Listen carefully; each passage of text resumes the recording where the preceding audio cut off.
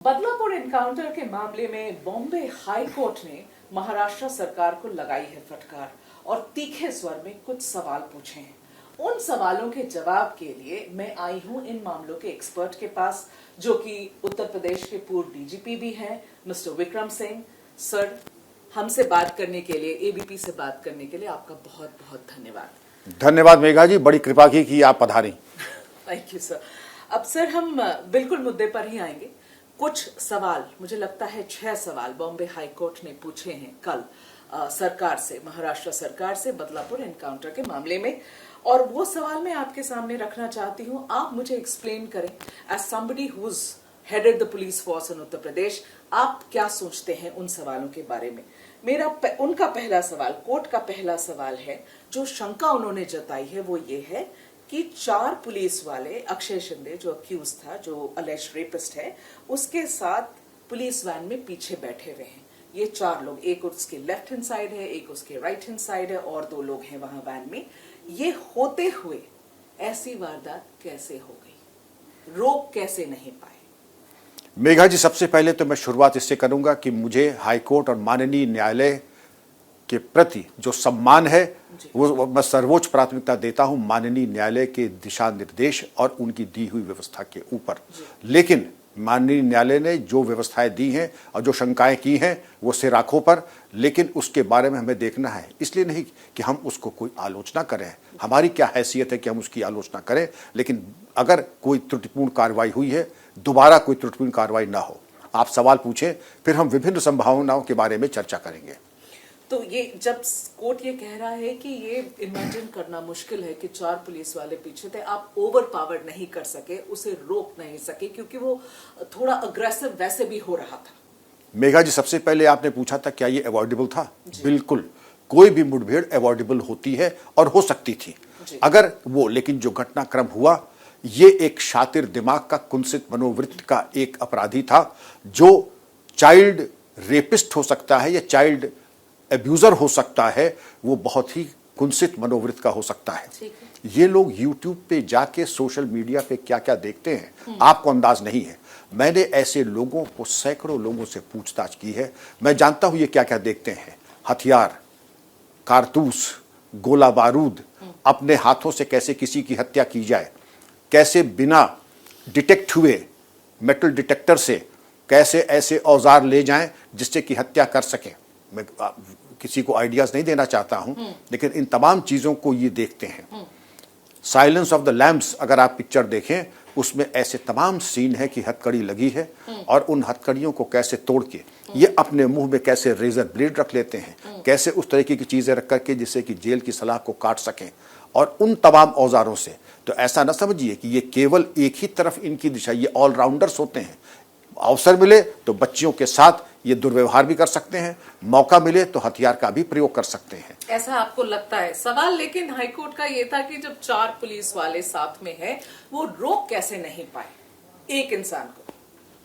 Digression, diversion और dissipation. Digression, diversion और dissipation.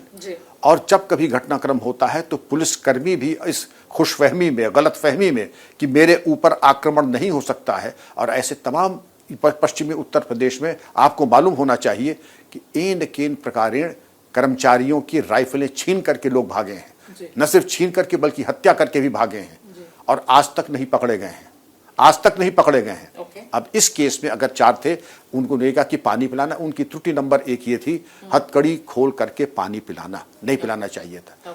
पहली चीज कि जिस वक्त आप जा रहे हैं, कोई बहुत लंबी जर्नी हो, उस वक्त न टॉयलेट न पानी, कुछ नहीं। जब आप गंतव्य पे पहुंचिए वहां पर आपको पानी मिलेगा। एक तो पानी पिलाया, खैर ये आपका डिस्क्रिप्शन था। दूसरी चीज, हथकड़ी खोलने की क्या जरूरत थी? आप खुद उसको गिलास से मुंह तक पानी तक ले जाते, हथकड़ी नहीं खोलनी चाहिए थी। और उसी के दौरान अगर डाइग्रेशन होता है, मसलन अगर मैं आपसे कहूं ये भी एक कला होती है, अरे आपके पीछे कौन आ रहा है, या एकदम से कुछ तरीके के आपका ध्यान आकर्षण करने के लिए आपका ध्यान बटाया और उतनी देर में झपट करके मरता क्या न करता।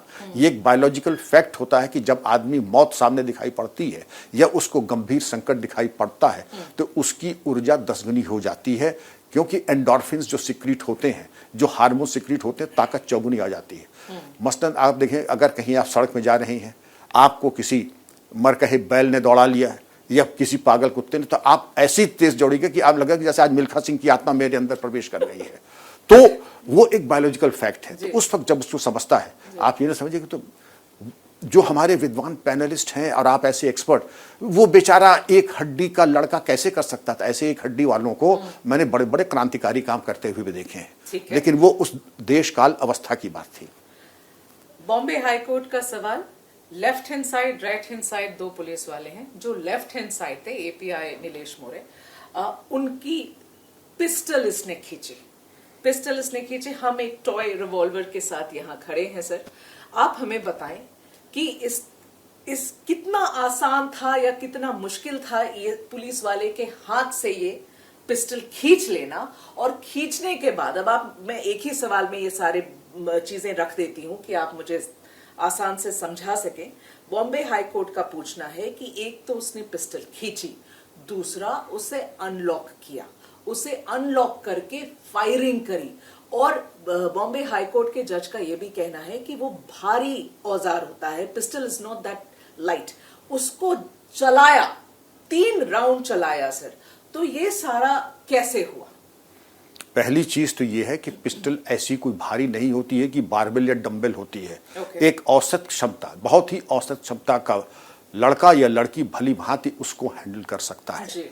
और अगर मैं इसको आपको बताऊं कि हथकड़ी लगी थी, खुल गई थी हथकड़ी के बारे में कोई जवाब ही नहीं है सरकार का। हाँ, कोई जवाब नहीं है। अब हथकड़ी खुल गई, अब उसके दोनों हाथ खाली हैं। अब इस सवाल पे कि उसने पिस्टल छीनी कैसे और उसको चलाया कैसे, जितनी बातें मैंने और जगहों पे सुनी कि उसमें लॉकिंग नहीं थी, कारतूस नाल के अंदर था। आप फर्क समझ लें, रिवॉल्वर वो होती है जिसमें सेफ्टी डिवाइस होती है, पिस्टल में सेफ्टी डिवाइस होती है। पिस्टल तो में आप सर हमें इसमें दिखाएंगे? देखिए, ये खिलौने की एक रिवॉल्वर मैंने दिखाया है आपको। इसमें अगर आप देखें तो ये कैमरा की तरफ करके दिखाते हैं सर। इसमें ये रिवॉल्वर होता है और इसकी 6 गोलियां होती हैं, और ये 6 गोलियां इसमें आ सकती हैं। ये इसकी बैरल है, ये ऐसे बंद हो जाती है। इस पे भी सेफ्टी मैकेनिज्म होता है। क्योंकि ये खिलौना है इसलिए इस पे सेफ्टी मैकेनिज्म बहुत कारगर नहीं है। तो अगर हम एक हाथ से भी करते हैं तो एक हाथ से सेफ्टी मैकेनिज्म यहाँ होता है, दूसरे से अगर हम इसको खींच ले तो ट्रिगर हमने खींच लिया और हम चला सकते हैं। पिस्टल में ये होता है कि मैगजीन बट की तरफ लगती है और उसको इस तरीके से चाल वाले पुर्जे को प्राइम करते हैं, तो कारतूस नाल में चला जाता है।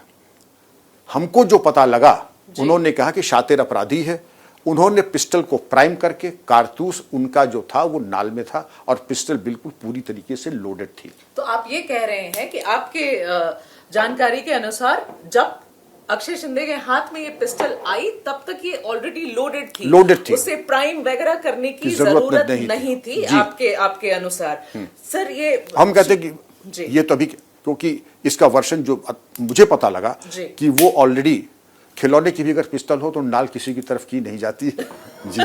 पर ये इसे अनलॉक करने की भी जरूरत थी फायर करने के पहले? नहीं, क्यों जरूरत थी? अनलॉक किस बात की करेंगे? अगर उसने फुल्ली लोडेड रखा है, इसलिए नहीं कि जब इस वक्त पुलिस के ऊपर आक्रमण हो तो वो अपनी गमछा खोले, झोला खोले और नाल के आगे से वो गुल्ली निकाले इसमें से तेल वाली, तब तो खेल हो जाएगा उतनी देर में। आपने कहा 3 गोली चलाई, कैसे चला ली?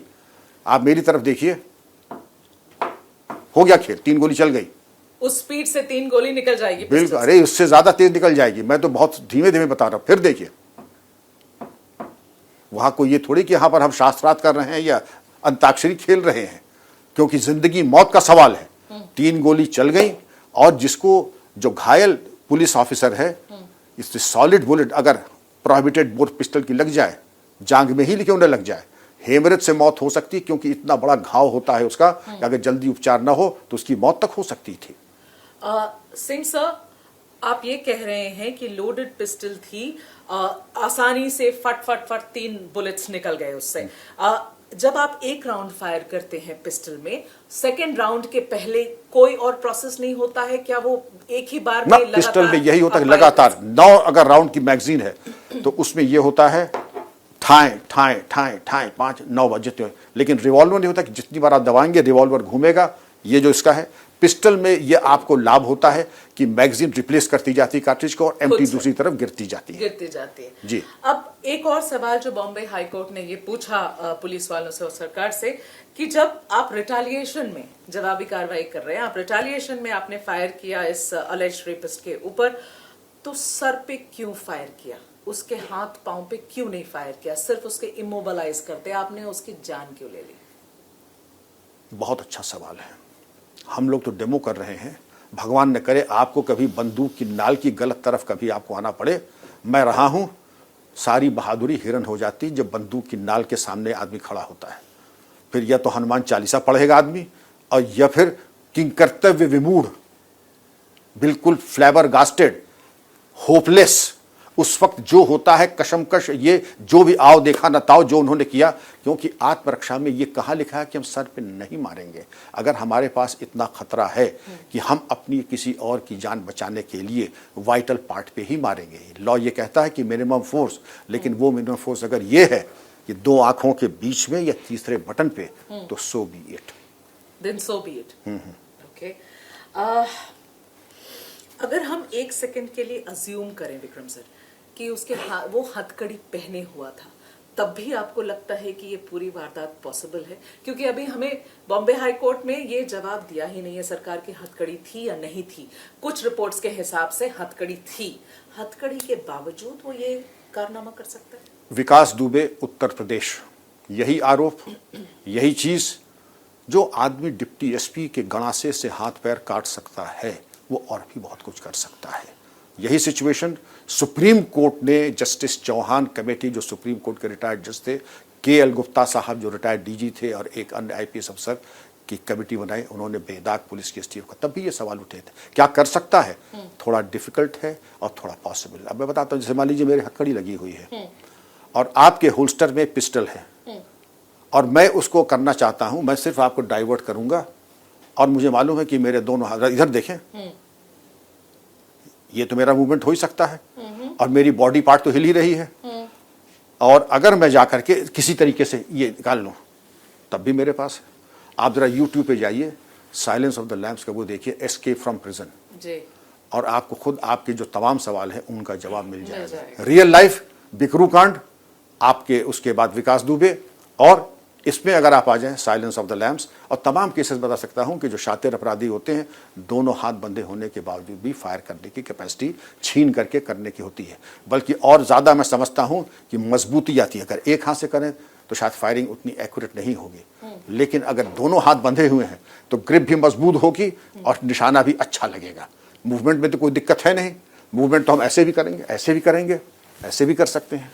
एक सवाल जो सबके जहन में आ रहा है, जो बॉम्बे हाई कोर्ट ने नहीं पूछी पर मैं आपसे पूछ रही हूँ सर, बातचीत में ये बात ऊपर आ ही रही है कि हम ऐसे इंसान की बात कर रहे हैं जिसकी पास्ट हिस्ट्री में केसेस जरूर हैं, सेक्सुअल असॉल्ट की केसेस हैं, यहाँ पर भी रेप और सेक्सुअल असॉल्ट की केस की बात कर रहे हैं। वो कोई ऐसा क्रिमिनल नहीं है जिसने कभी शायद गन या कुछ हैंडल किया हो अपने लाइफ में, उसके बाद भी ऐसी किसी चीज को, ऐसी फायरिंग को वो अंजाम दे सकता है। 4 पुलिस वालों उसके आसपास थे, उसके बावजूद क्या कहेंगे आप? मेघा जी, आप जरा जाकर के कभी किसी अच्छे हाई एंड स्कूल में जाकर के देखें, आपको दूसरा स्कूल जाना नहीं पड़ेगा। दर्जा 3 और 4 के बच्चे भी जो वीडियो गेम्स खेलते हैं आजकल, जितनी उसमें violence, use of fire arms, आप देख लीजिए कि जो एनिमेशन आपके वेपन्स का आजकल बच्चा देख रहा है, उसको तो ये भी मालूम है कि फायरिंग पिन, आपको मालूम है फायरिंग पिन क्या होती है, आपको मालूम है परकशन कैप क्या होता है,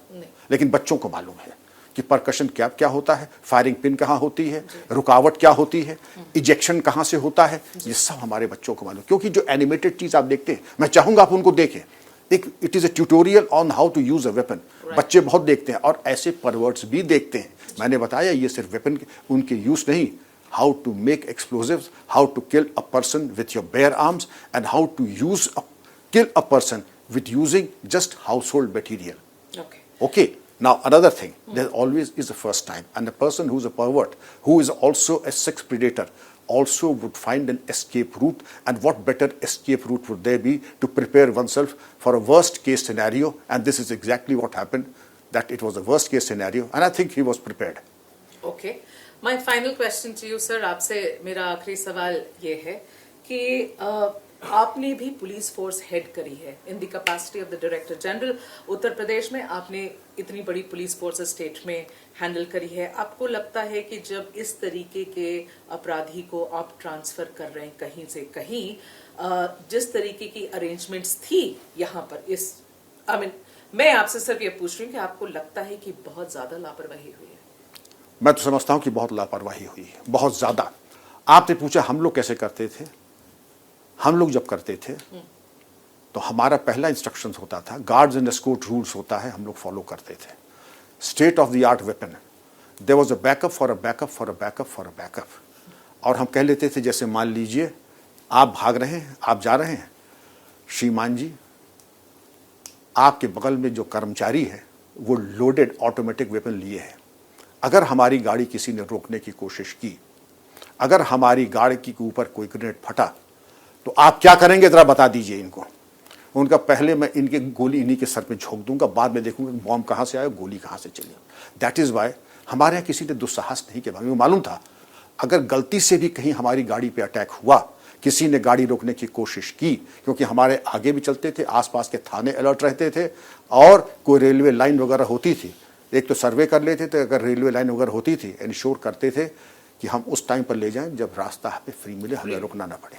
रास्ते में कोई कलवर्ट ट्रैफिक जैम अगर हुआ तो हमको मालूम पड़ जाता था ट्रैफिक वाले कि यहाँ पर है, और हम लोग डबली सिक्योर होकर चलते थे। किसी तरह के आसपास किसी आने की जरूरत नहीं होती थी। और एक टेरर होता है, आपका टेरर होता है, और टेरर ऐसा होता है कि गलतफहमी में न रहिएगा। अगर कोई दुस्साहस किया तो ये आपकी जिंदगी का आखिरी दुस्साहस होगा। You have a fair chance to face trial and fight it out, but if you try to escape, try to ambush the police party, that will be your last day. Right. तो मोटे मोटे तौर पे आपका ये कहना है विक्रम जी कि ये हो सकता था, जितनी शंकाएं और क्वेश्चंस रेज किए जा रहे हैं, आपका एज अ पुलिसमैन ये कहना है कि ये पॉसिबिलिटी के दायरे में है, ये चीज जो पुलिस कह रही है वहां महाराष्ट्र में ये हो सकती थी। क्यों नहीं हो सकती? पहले मैं क्यों पुलिस पे अविश्वास करूं? क्या ये हमारी पुलिस महाराष्ट्र की पाकिस्तान से आई है, चीन से आई है? पहला तो सवाल ही ये गलत है। मैं भी कल एक चैनल पे था, we go by the constitution, तो आप क्या समझते हैं कि we go by the Mao Tsetung's red book और what? The Constitution is there and we are second to none in our acceptance and absolute respect for the Constitution. We uphold the Constitution and we are second to none as far as that is concerned. Court ने उठाए हैं सवाल, इसलिए मैं आपसे court के सवाल उठाए, बड़े सम्मान के साथ हमारा उत्तर देना हमारा काम है। ये तो नहीं हो सकता मेघा जी कि हमें उत्तर देने का भी हक नहीं है। आपकी बात शक करना, काले चश्मे लगाना, ये अगले का विचार है। खूब और काला चश्मा लगा ले, लेकिन ये ठीक है, हिम्मत मर्दा मदद खुदा। Vikram ji, thank you so much. Thank you. Thank you. For exclusive and insightful videos, subscribe to our new channel, ABP Live Premium.